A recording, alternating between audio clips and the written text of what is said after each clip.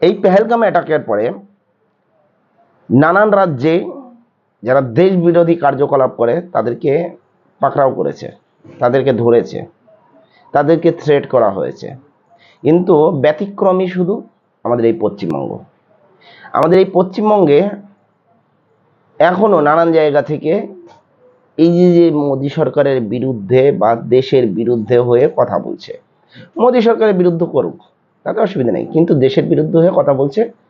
পশ্চিমবাংলায় কোনো ভ্রুক্ষেপ নাই। জানেন, এর আগেও দুজন জঙ্গি ধরেছে মুর্শিদাবাদ থেকে, গতকালকেও বাংলাদেশি ধরা পড়েছে এই মুর্শিদাবাদ থেকে, এর আগে মালদা মোথাবাড়ি, তারপর মুর্শিদাবাদ, এখন নতুন করে আবার মালদার রতুয়াতে আবার গন্ডগোল।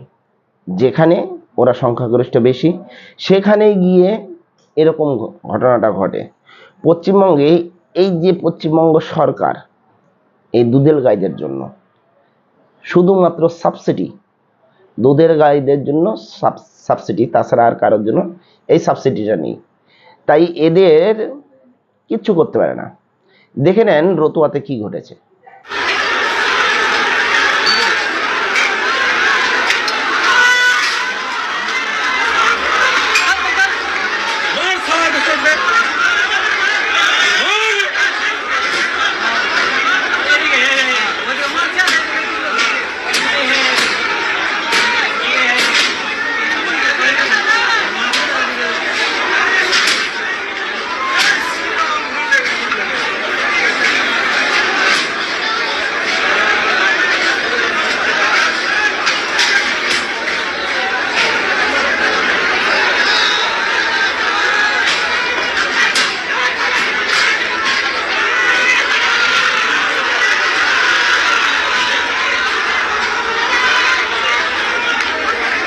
এই রতুয়াতে এই যে ঘটনাটা ঘটেছে, এই ঘটনাতে দেখা যাচ্ছে পুলিশ বেতের ঢাল নিয়ে মিনমিন করে এগোচ্ছে। আর পশ্চিমবাংলাতে জানেন তো এই র্যাপের যে ব্যবস্থাটা আছে, এই সিভিক ভলেন্টিয়ার যারা আছে এদেরকে এই র্যাপের পোশাকটা পরিয়ে দিয়ে নামিয়ে দেয়, না আছে তাদের ট্রেনিং, না আছে না কোনো কিছু, এদেরকে এই পশ্চিমবঙ্গ সরকার নামিয়ে দেয়।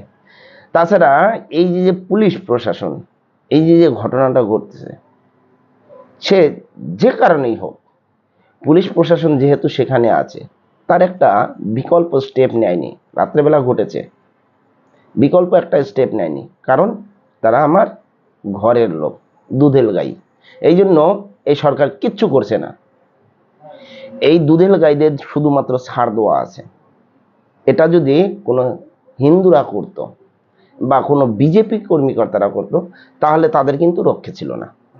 বর্তমানে এই পশ্চিমবাংলার জনসাধারণ যারা একটা সরকারকে, অপদার্থ সরকারকে এই সিটে বসিয়ে রেখেছেন, কবে বুঝবেন যে না, এই সিটে এই অপদার্থ সরকারকে রাখলে আগামী দিনে আগামী প্রজন্মকে আমরা কৈফিয়ত দিয়ে যেতে পারবো না।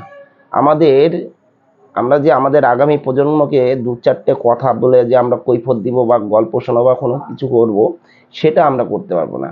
আমাদেরই আর আমাদের আগামী প্রজন্মের কাছে কথা শুনতে হবে। কি বলেন আপনারা? এই বিষয়ে যদি আপনাদের কিছু বলার থাকে অবশ্যই জানাবেন। জয় হিন্দ, বন্দে মাতরম, ভারত মাতা কি জয়।